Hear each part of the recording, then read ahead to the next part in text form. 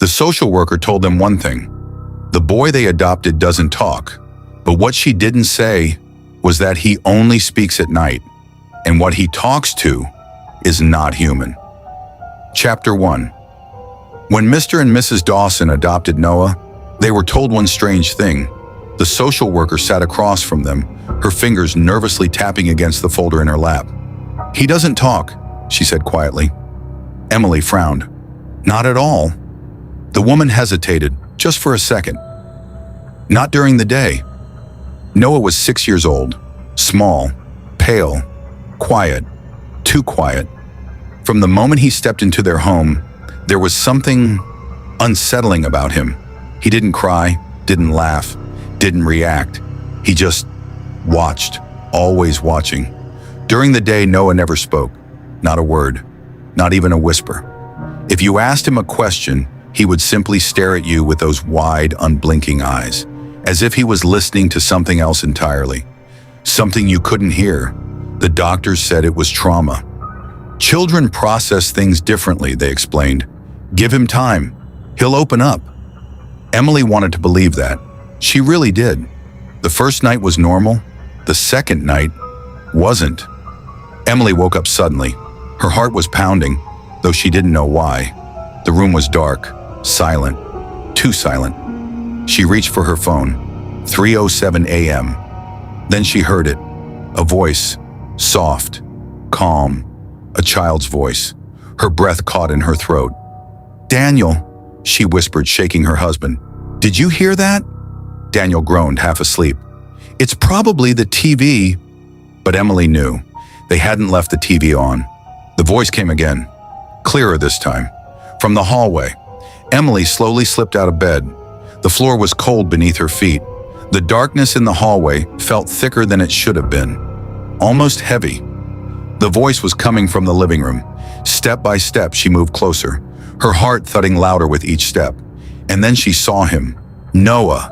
He was sitting on the floor, perfectly still, facing the wall, talking. "Yes," Noah said softly. A pause, then, "I can hear you." Emily felt a cold shiver crawl up her spine. "Noah," she whispered. He didn't turn, didn't react. He just kept speaking. "No, they don't know." Emily's chest tightened. "Who are you talking to?" she asked, her voice trembling. Slowly, very slowly. Noah turned his head. His face was blank, emotionless. "They said I shouldn't tell you," he replied calmly. Emily froze. The next morning she asked him again. Noah sat at the table staring down at his cereal, silent, like nothing had happened. "Did you get up last night?" she asked gently. No response. "Were you talking to someone?" Noah slowly lifted his eyes to meet hers, and for a brief moment, something moved behind them. Then it was gone, and he said nothing. Night after night, it continued, exactly 3:07 a.m. Every time. No exceptions. Noah would wake up, walk to the same spot, sit down, and talk. Always the same quiet tone, like he was having a normal conversation, but with something that wasn't there, or at least, something they couldn't see. One night, Daniel decided to record it. "I'm tired of guessing," he said. "If something's happening, we need proof." He hid his phone in the hallway before going to bed. At 3:07 a.m., Noah came out again, sat down, and started talking. The next morning, they watched the video. At first, everything looked normal. Just Noah, sitting alone, speaking to empty space. Then Daniel paused the video. "Wait," he said slowly. "Go back." Emily rewound it. They both leaned closer, and that's when they saw it. Behind Noah, in the corner, there was something, a shape, standing against the wall, tall, too tall. Its head nearly touched the ceiling. Its body was thin, stretched unnaturally, and it wasn't moving, just watching. Emily dropped the phone. Her hands were shaking violently. "We need to return him," she whispered. That night, everything changed. Emily woke up at 3:07 a.m., but something was wrong. The house was too quiet, no footsteps, no voice, nothing. She rushed out of the bedroom. The hallway was empty. "Noah," she called. No answer. Her heart began to race. Then she heard it, from inside the bedroom. Emily turned slowly. Daniel was still in bed, facing the wall, talking, her breath caught in her throat. "Daniel," she whispered.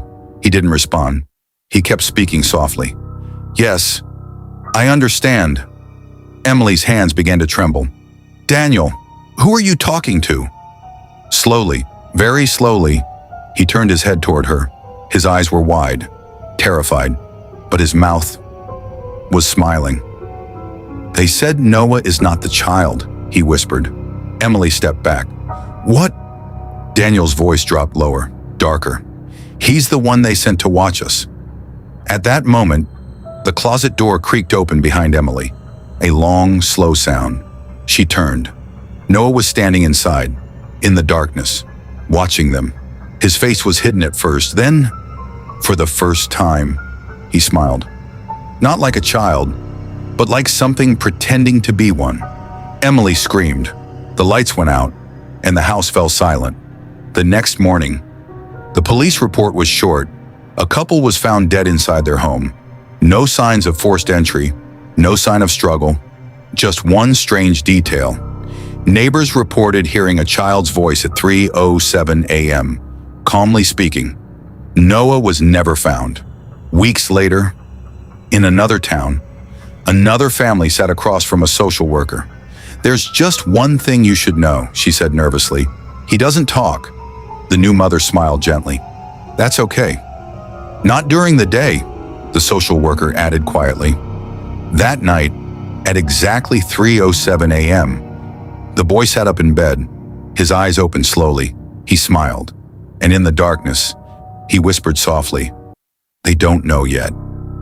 Because some people believe he's still being adopted, over and over again. To be continued.